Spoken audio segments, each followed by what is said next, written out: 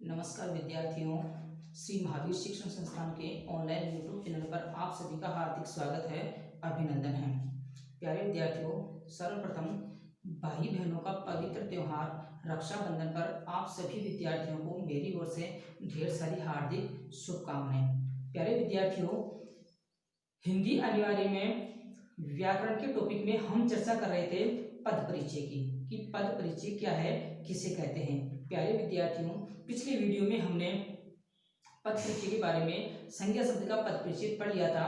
पिछले वीडियो में जो हमने पढ़ा संक्षेप में हम उसका रिवीजन कर लेते हैं। सबसे पहले बात है पद की, कि पद किसे कहते हैं। प्यारे विद्यार्थियों, हमने चर्चा की थी कि वाक्य में प्रयुक्त प्रत्येक जो सार्थक जो शब्द होता है उस प्रत्येक सार्थक शब्द को हम पद कहते हैं। बात आती है पद परिचय की, कि जो सार्थक जो शब्द होता है वाक्य में प्रयुक्त जो प्रत्येक सार्थक जो शब्द होता है उस शब्द का व्याकरणिक परिचय देना ही पद परिचय कहलाता है।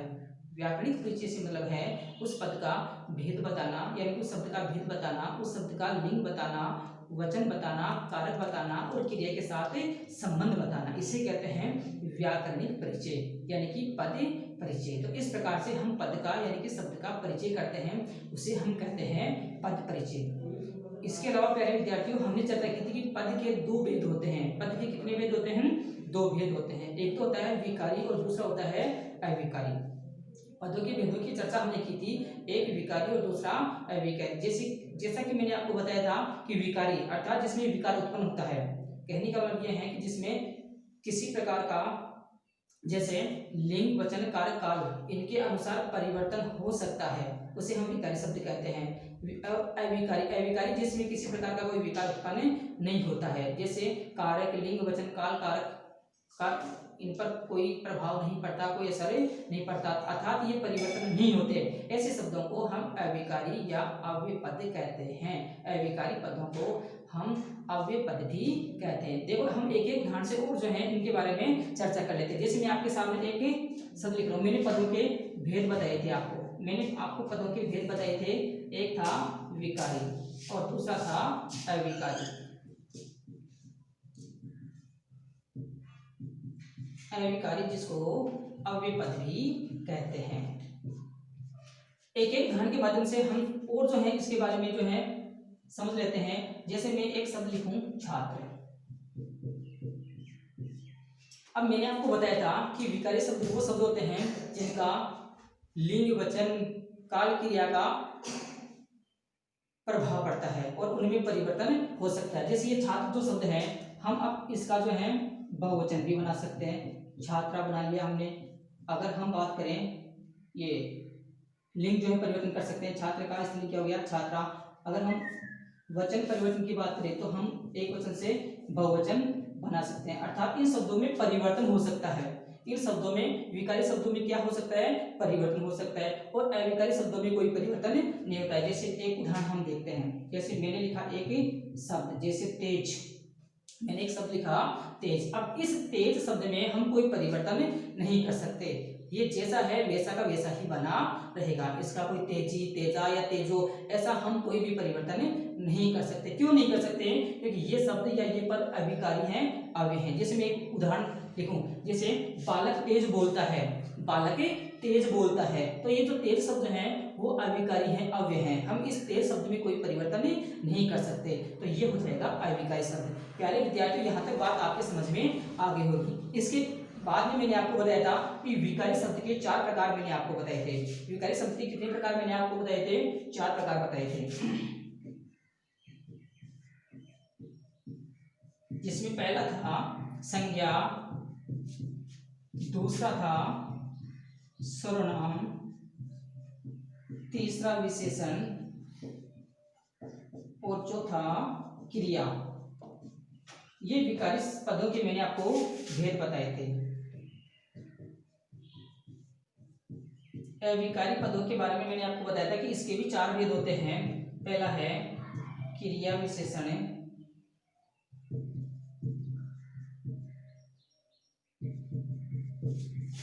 दूसरा मैंने आपको बताया था संबंध बोधक, तीसरा मैंने आपको बताया था समुच्चय बोधक है। और चौथा मैंने आपको बताया था विस्मयादि बोधक।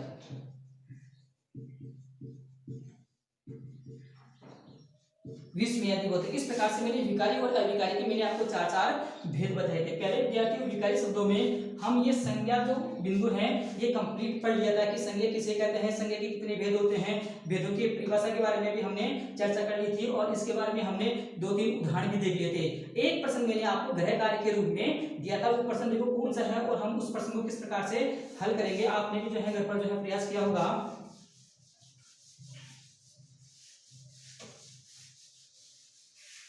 एक प्रश्न गृह कार्य के रूप में मैंने आपको दिया था, जैसे राम ने आगरा में ताजमहल की सुंदरता देखी। ताजमहल की सुंदरता देखी। राम ने आगरा में ताजमहल की सुंदरता देखी। ये उदाहरण मैंने आपको गृह कार्य के रूप में दिया था। अब देखो हम इसको हल करते हैं, किस प्रकार से हम इस संज्ञा शब्द का पद परिचय करेंगे। मैंने आपको रेखांकित भी करवाया था कि कौन कौन से शब्दों का आपको पद परिचय करना है, राम, आगरा, ताजमहल और सुंदरता। तो आइए विद्यार्थियों, सबसे पहले हम राम शब्द का पद परिचय करते हैं। मैंने आपको बताया था कि जहां पर किसी व्यक्ति, वस्तु या स्थान का नाम विशेष आ जाए, विशेष रूप से जहां पर किसी का नाम आ जाए, वहां मुख्य रूप से व्यक्तिवाचक संज्ञा होगी। कौन सी संज्ञा होगी? व्यक्तिवाचक संज्ञा। तो सबसे पहले हम बात करते हैं संज्ञा की, तो यहाँ पर हो जाएगा व्यक्तिवाचक संज्ञा। व्यक्तिवाचक संज्ञा। मैंने आपको 5 बातें बताई थी कि संज्ञा शब्द का पद परिचय करते समय 5 बातें हमें लिखनी है। 5 बातों में सबसे पहले बात आती है संज्ञा के भेद की। दूसरी बात वचन की, इसमें एक वचन है या बहुवचन। अगली बात लिंग की, इसमें स्त्रीलिंग है या पुल्लिंग है। इसके बाद में कारक की, और अंत में 5 नंबर पर क्रिया के साथ संबंध भी मैंने आपको बताया था। तो पहली बात होगी संज्ञा का भेद। दूसरी बात लिंग की बात करें या वचन की बात करें। लिंग की बात करें तो राम जो है पुल्लिंग है। राम क्या है? पुल्लिंग है। वचन की अगर हम बात करें तो राम एक वचन है। राम क्या है? एक वचन। कारक की अगर हम बात करें तो सुंदरता देखने की जो क्रिया है, देखी जो क्रिया है, उस क्रिया का कर्ता हो जाएगा राम।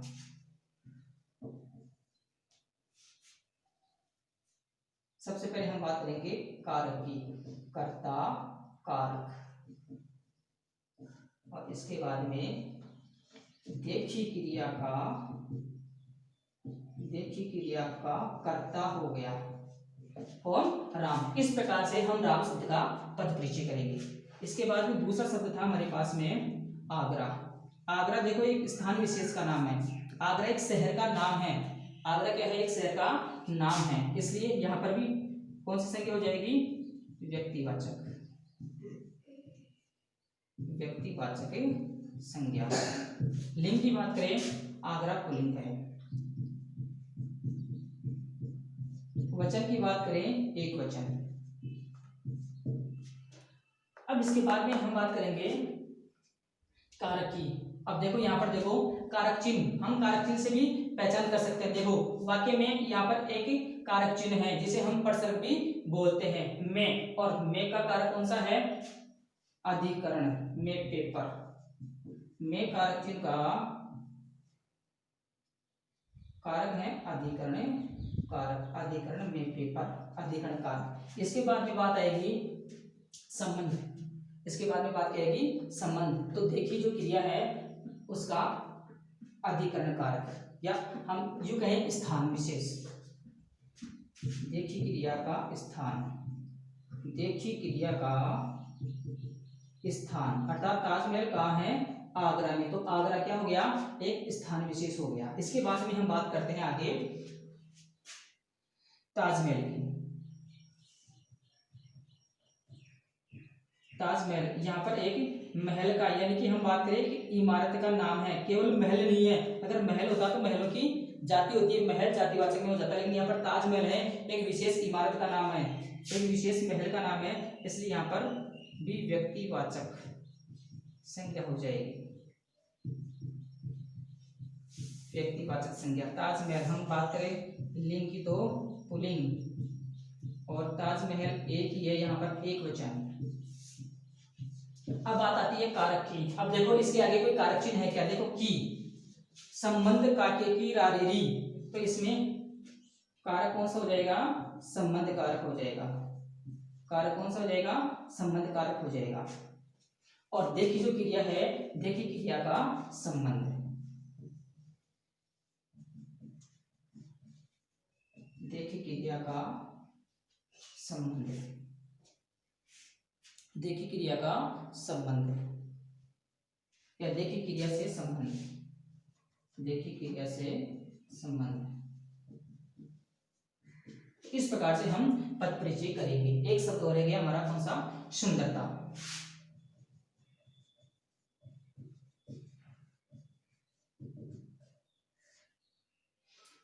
सुंदरता। अब यहाँ पर देखो किसी विशेष व्यक्ति का नाम नहीं है, यहाँ पर सुंदरता एक गुण है, और गुण जहां पर होता है, मैंने आपको बताया था संज्ञा में, वहां पर भाववाचक संज्ञा होती है।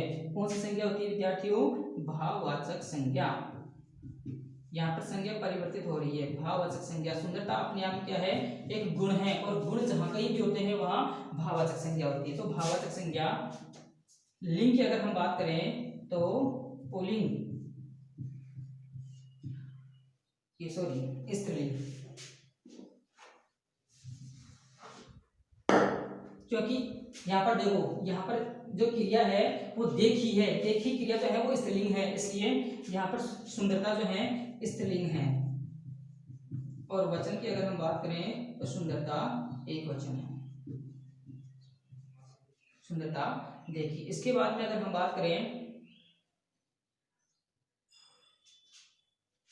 कारक की, इसके बाद में अगर हम बात करें तो देखी क्रिया का भाव जो है यहाँ पर प्रकट हो रहा है।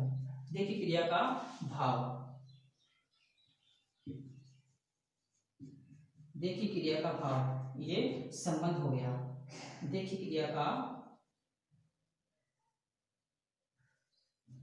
भाव, देखी क्रिया का भाव यहाँ पर स्पष्ट हो रहा है। तो इस प्रकार से हम इस वाक्य में जो जो भी संज्ञा शब्द आए हैं, इन संज्ञा शब्दों का पद परिचय हम इस प्रकार से करेंगे।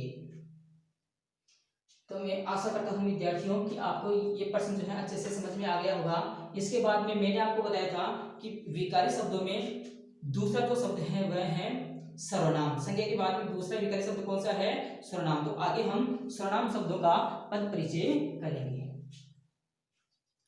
अगर आप साथ ही साथ नोट्स बना रहे हैं तो आप जो है इसका स्क्रीनशॉट लेकर के या वीडियो को पॉज करके ये नोट्स भी हाथों हाथ जो है बनाते जाइए। कई विद्यार्थी पूछ रहे थे कि सर जिनके पास में नोट्स ऑलरेडी बने हुए हैं उनको भी नोट्स बनाने हैं क्या? हाँ, तो मैं आपको बता दूं कि नोट्स जो है सबको बनाने हैं, चाहे जिनके पास पहले से नोट्स बने हुए हैं चाहे नहीं है। नोट्स जो है सबको बनाने हैं, अलग से नोटबुक बनानी है और साथ के साथ रिविजन भी करना है।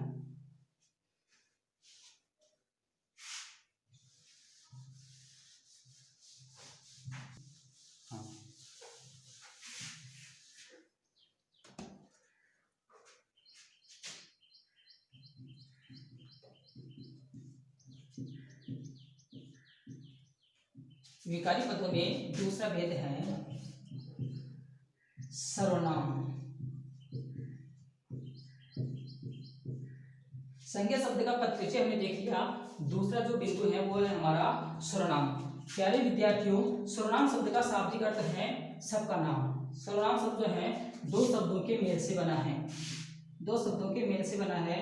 जैसे सर्व प्लस नाम, सर्व यानी सबका और नाम यानी नाम, यानी कि सबका नाम। सर्वनाम शब्द का शाब्दिक अर्थ क्या है? सबका नाम। अर्थात जहां पर सबका नाम आ जाए, जहां पर सबका नाम आ जाए उसे कहते हैं सर्वनाम। परिभाषा की अगर हम बात करें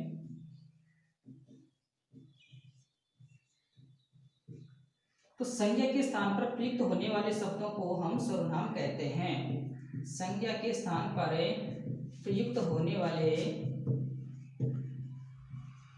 शब्दों को सर्वनाम कहते हैं।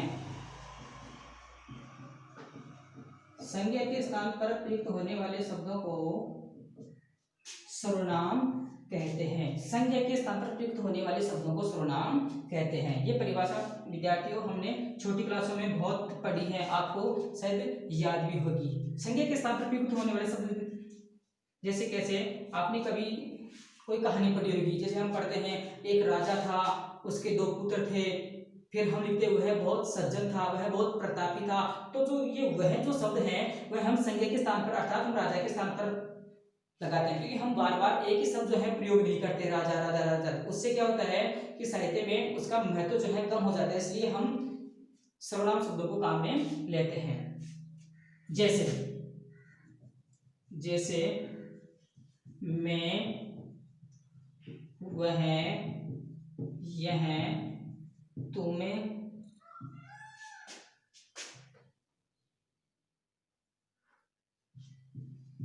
उसे, उसका आदि।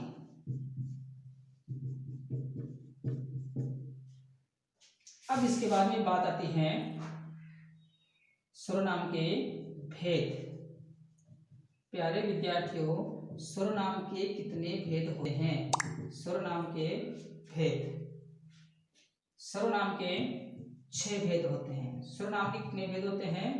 6 भेद होते हैं। सर्वनाम के 6 भेद होते हैं। सर्वनाम के कितने भेद होते हैं? 6 भेद होते हैं। 6 भेद देखो कौन कौन से होते हैं सर्वनाम के। पहला भेद, पुरुषवाचक सर्वनाम। पहला भेद है पुरुषवाचक सर्वनाम। प्यारे विद्यार्थियों, पुरुषवाचक सर्वनाम के भी 3 भेद होते हैं। पुरुषवाचक सर्वनाम के कितने भेद होते हैं? 3 भेद होते हैं। देखो कौन कौन से होते हैं। पहला है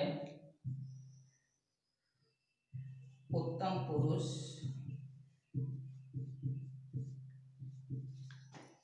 मध्यम पुरुष,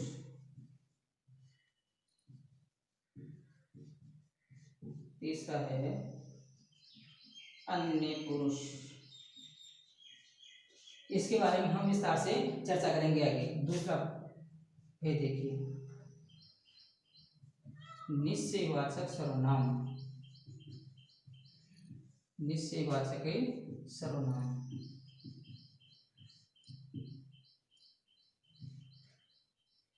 तीसरा है अनिश्चयवाचक सर्वनाम।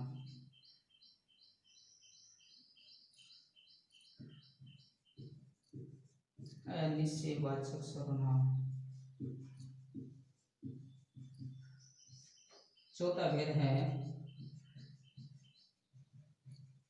संबंधवाचक सर्वनाम।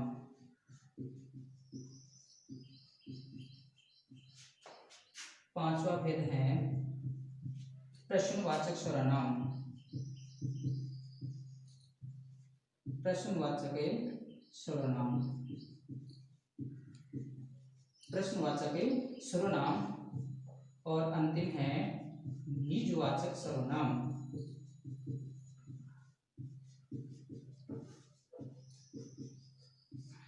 तो प्यारे विद्यार्थियों, ये सर्वनाम के भेद हैं। एक बार हम फिर से देख लेते हैं। विकारी शब्द का दूसरा भेद हम पढ़ रहे हैं, जिसका नाम है सर्वनाम। सर्वनाम 2 शब्दों के मेल से बना है, सर्व प्लस नाम, जिसका शाब्दिक अर्थ होता है सबका नाम।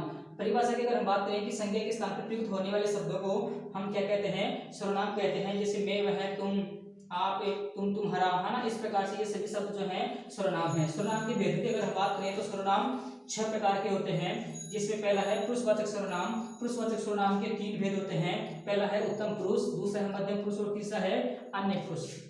दूसरा है निश्चयवाचक सर्वनाम, तीसरा है अनिश्चयवाचक सर्वनाम, चौथा है संबंधवाचक सर्वनाम, पांचवा है प्रश्नवाचक सर्वनाम और छठवां है निजवाचक सर्वनाम। प्यारे विद्यार्थियों, आप इनको जो है साथ साथ नोटबुक में उतारते जाइए। आप इसका स्क्रीनशॉट ले सकते हैं और वीडियो को पॉज करके आप नोटबुक में उतार सकते हैं।